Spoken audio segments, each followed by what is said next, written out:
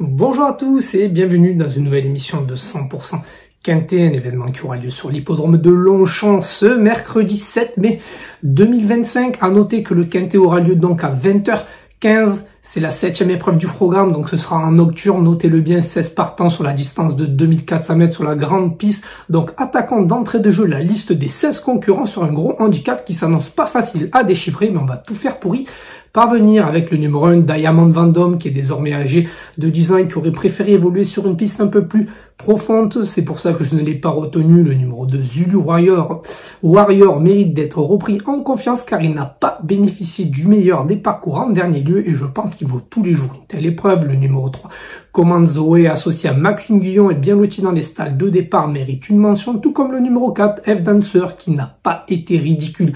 En dernier lieu, dépendant du redoutable entraînement de Gérald de Mossé, un rachat de sa parée attendu. Le numéro 5, Idéal, qui n'a pour moi pas trop de marge et en plus je le préfère sur le sable. Le numéro 6, Gâteau Pardo, m'a vraiment bien plu dans la course clé qui a été disputée sur ce parcours et mérite donc un large crédit, d'autant que Christophe Soumillon sera en selle ce coup-ci. Le numéro 7, King Trazy, reste sur une excellente course de rentrée et s'il se sort de son très mauvais numéro dans les stalles de départ, sa place est encore à l'arrivée. Le numéro 8, Boogie, a laissé une impression plus que favorable sur l'hippodrome de Salon de Provence. En dernier lieu, il s'agit d'un excellent outsider. Le numéro 9, Massimo Meridio, monte de catégorie avec un numéro de corde peu enviable dans les stalles de départ. Il faut donc faire des choix et je ne l'ai pas retenu. Le numéro 10, Black Hawk, aurait été mieux dans un lot bien moins relevé, également sur une distance un peu plus longue. Le numéro 11, Zayana, est une femelle dont la forme est sujette à caution et qui se plaît également beaucoup mieux sur les pistes profondes. Le numéro 12, Tiger Rock, effectue certes une course de rentrée, mais il s'agit d'un concurrent de talent. Une 4 ou 5e place pourrait bien lui revenir, d'autant qu'il a hérité de la stalle numéro 1. Le numéro 13, Motion, vient de changer d'écurie, monte de catégorie et va donc devoir hausser son niveau pour espérer évoluer dans le bon sens dans une épreuve de ce genre. Je n'y crois pas une seule seconde. Le numéro 14, Meango, m'a vraiment bien plu en dernier lieu, prouvant qu'il avait encore un peu de marge. Le numéro 15, Mikey's, a été supplémenté, est un concurrent qu'on ne présente plus dans ce type de tournoi. Une 4 ou 5e place est également à sa portée. Pour finir, le numéro 16, Back to Back, dépendant du redoutable entraînement de Jérôme Régnier, dont le récent succès à Salon a été acquis avec de la marche, pourrait bien continuer sur sa lancée. J'y crois également beaucoup. Donc rendez-vous d'entrée de jeu pour notre deuxième rubrique qui est le papier.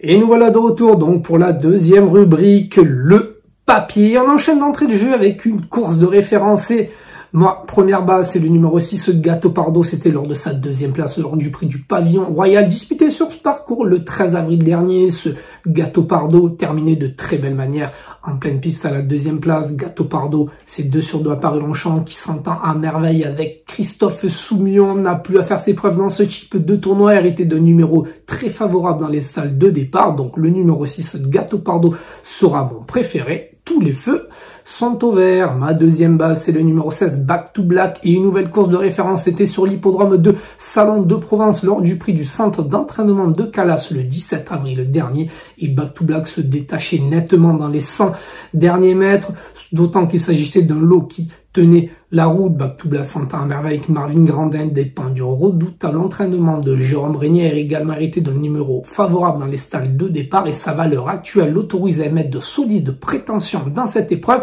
Je pense que la cote risque d'être au rendez-vous, ne le négligez surtout pas. Et on enchaîne avec une troisième base qui est le numéro 7, King Trazy, qui affiche 100% de réussite au niveau des quintés, 3 sur 3 avec à la clé un succès qui affiche également 100% de réussite sur l'hippodrome de Paris-Longchamp, 4 sur 4 avec à la clé une victoire qui reste sur une excellente reprise de contact où il a terminé 4e dans une classe 3 de qualité. Ce numéro 7, King Trazy, dépend d'un redoutable entraînement et s'il se sort de son mauvais numéro dans les stalles de départ, sa place est une nouvelle fois dans la bonne combinaison. C'est le numéro 8 Boogie, je pense qu'il ne sera pas sur tous les tickets, mais franchement le numéro 8 Boogie m'a vraiment bien plu en dernier lieu, en dedans, donc dans l'épreuve remportée par Back to Black où il terminait et sans changer de bonne manière à la 5e place. Je pense qu'il aurait pu terminer bien plus près s'ils avaient été lancés un poil plus tôt. Boogie a certes obtenu ses meilleurs titres sur le sable, mais je pense que le bon terrain de Paris-Longchamp ne devrait pas le déranger. 4 de ses 7 victoires ont été obtenues avec Anthony Crassus qui sera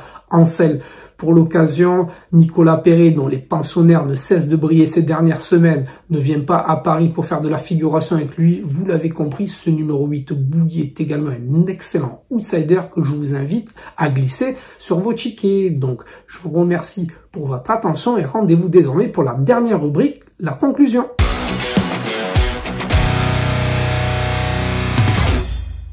Et nous voilà réunis donc pour la dernière rubrique, la conclusion. Toutes les bonnes choses ont une fin, mais bon, c'est quand même un quintet assez homogène, mais j'ai quelques outsiders là, les représentants du sud-est de la France qui montent. Donc le numéro 16 Back to Black ainsi que le numéro 8 Boogie pourrait bien venir pimenter les rapports. Donc je le répète, mes 5 bases sont les numéros 6 Gâteau Pardo, 16 Back to Black, 7 King Trazy ainsi que le numéro 8 Boogie et 3 pour les personnes qui aiment bien ajouter des chevaux derrière. Il y en a beaucoup qui aiment faire des champs réduits. Je vous invite à rajouter donc les numéros 4, 14 et 15. Également, les amateurs de CPC pourront être à la fête avec dans la 8e épreuve du programme le numéro 2 Kéchapour dans la récente course de rentrée sur la PSF Cantilienne et n'est pas passé inaperçu. Ce numéro 2 Kéchapour a déjà fait ses preuves sur le toboggan de Paris-Longchamp et devrait doubler la mise même s'il y a quelques concurrents haut dans l'angle. Mais bon, pour les amateurs de CPC, je vous invite à suivre le 802 Kéchapour.